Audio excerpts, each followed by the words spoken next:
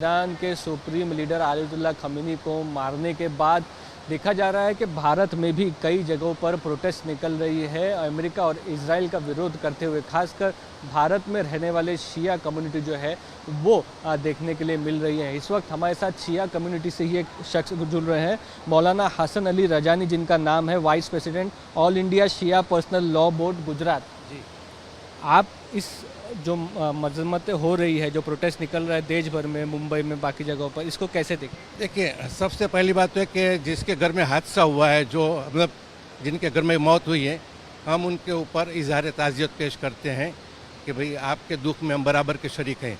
लेकिन पूरे वर्ल्ड में जो हंगामा हो रहा है, प्रोटेस्ट हो रहा है, एहतजाज हो रहा है, सब लोग हाई शोर मचा रहे हैं, हम उसकी सख्त ये मजम्मत करते हैं।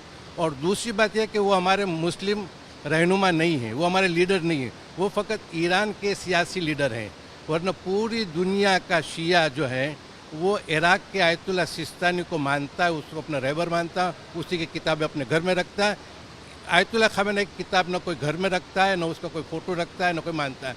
फ़कत चंद लोग हैं, फ़कत चंद लोग हैं, जैसे मुंबई में 100-200 लोग हैं, कश्मीर में, तो ये लोग जो दूसरे लोगों को वो उभारते हैं, तो जिसकी वजह से पूरे मुल्क में हंगामा हो। जिस तरह का प्रोटेस्ट शिया मुसलमान इंडिया में कर रहे हैं वो नहीं करना चाहिए, ऐसा आपको बोलूँ? जी, हिंदुस्तान में भी ये नहीं करना चाहिए और पूरे वर्ल्ड में प्रोटेस्ट करने का कोई उनको हक नहीं है, इसलिए कि वो हमारे लीडर नहीं थे, वो वहाँ के जनता के वो लीडर थे। वो लोग कुछ भी करें। और उसकी मैं छोटी सी मिसाल ये दूँ कि हम अपने मुल्क ये मोदी साहब का तस्वीर या नाम पूरे वर्ल्ड में कहीं नहीं ले सकते, लेकिन उनका कुछ भी हो जाए, उनका कोई बच्चा भी आज मर जाता है तो यहाँ पर ये प्रोटेस्ट होता है।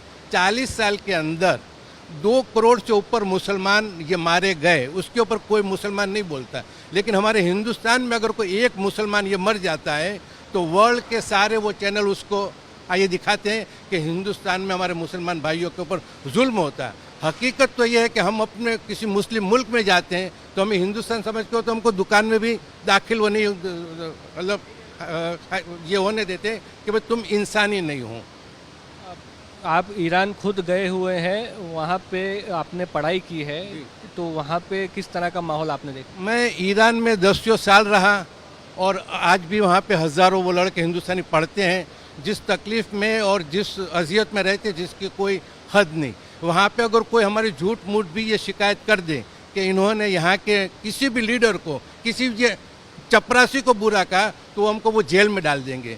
हम वहाँ की माचिस की भी ये बुराई कर दे, रास्ते की भी, मतलब ये बुराई कर दे, किसी भी चीज़ की हम बुराई कर दें तो वो हमें वहाँ पे वो जेल में वो डाल देते हैं, मतलब मारते हैं और वो रिपोर्ट करते हैं। और वो हमारे मुल्क में आके हमारे ऊपर वो हुकूमत करते हैं। हमको वो ज़बरदस्ती कहते हैं कि तुम आइए खामने की तस्वीर रखो, तुमने कोई ये प्रोटेस्ट नहीं किया। प्रोटेस्ट जब करते हैं तो बोला कि ये तुम्हारी ये प्रोटेस्ट करने से ये क्या फ़ायदा, बोला कि क्या करें, बोला कि आपको अमेरिका एम्बेसी पर वो हमला करना चाहिए। हमने अमेरिका एम्बेसी पर हमला किया, बोला 5 आदमी हमारे मर गए, बोले इससे कुछ भी नहीं होगा।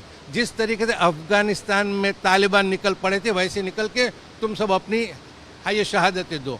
मैंने कहा भैया हम यहाँ पे इतने वो नहीं है, तुमको अपने मुल्क में कब्जा करना, तुम अपने अपने मुल्कों में करो। ये सब अपने झगड़े हमारे ऊपर ये मत थोपो, हमें तुम सुकून और इत्मीनान से जिया रहने दो। कहीं ना कहीं पाकिस्तान एम्बेसी में, यूएस एम्बेसी में पाकिस्तान में भी हमला देखा, 20 लोग उसमें मारे गए, तो वो आपको लगता है नहीं करना चाहिए था उस तरीके का प्रोटेस्ट? पूरे वर्ल्ड में जो शिया मुसलमान ये मारे जा रहे हैं उसकी वजह यह है कि वो ईरान करते हैं।